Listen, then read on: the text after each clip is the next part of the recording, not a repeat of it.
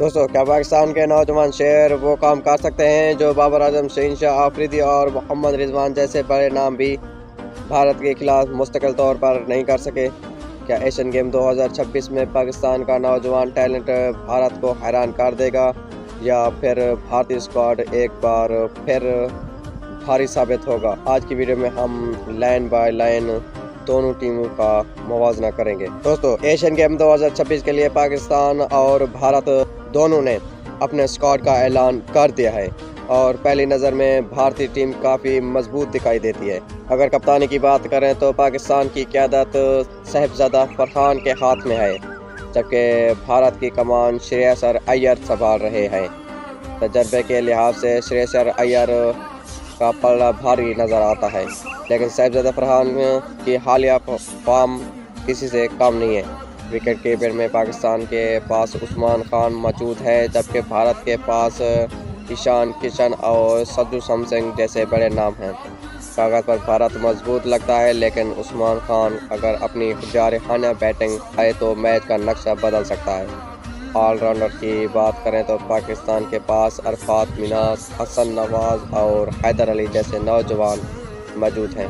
خاص طور پر عرفات مناس، وہ جن سے پاکستان شائقین کو سب سے زیادہ امیدیں وابستہ ہیں۔ یہ وہ نام ہے جو ایک میچ کا رخ اکیلے بدلنے کی صلاحیت رکھتا ہے۔ بولنگ کی طرف آئے تو پاکستان کے پاس سفیان مقیم، ابرار احمد اور احمد دانیال جیسے خطرناک ہتھیار موجود ہیں۔ سفیان مقیم کی اسپن اور ابرار احمد کی ویرائٹی بھارتی بیٹر کے لیے بڑا امتحان بن سکتی ہے۔ دوسری طرف بھارت کے پاس جسپریت بمراہ، ارشدیپ سنگھ، روی بشنوئی، ورن چکرورتی اور اکشر پٹیل جیسے میچ ونر موجود ہیں۔ یہی وہ شعبہ ہے جہاں بھارت کو واضح برتری حاصل دکھائی دیتی ہے۔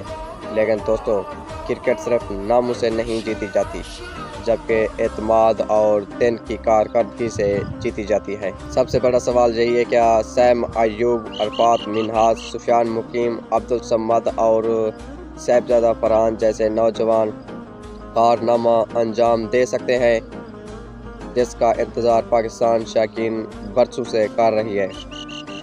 کیا یہ نوجوان بھارت کو شکست دے کر ثابت کریں گے کہ پاکستان مستقبل مضبوط ہاتھوں میں آئے، یا پھر بھارتی نوجوان ٹیم اپنے تجربے اور مضبوط بینچ اسٹرائک ریٹ کے بلبوتے پر ایک اور بڑی کامیابی حاصل کرے گی؟ اگر میری رائے پوچھی جائے تو کاغذ پر بھارت اسکواڈ مضبوط نظر آتا ہے، لیکن اگر پاکستان کے نوجوان کھلاڑی بہترین کھیل پیش کر گئے تو اپ سیٹ بھی ہو سکتا ہے، اور یہی چیز اس مقابلے کو انتہائی دلچسپ بنا دیتی ہے۔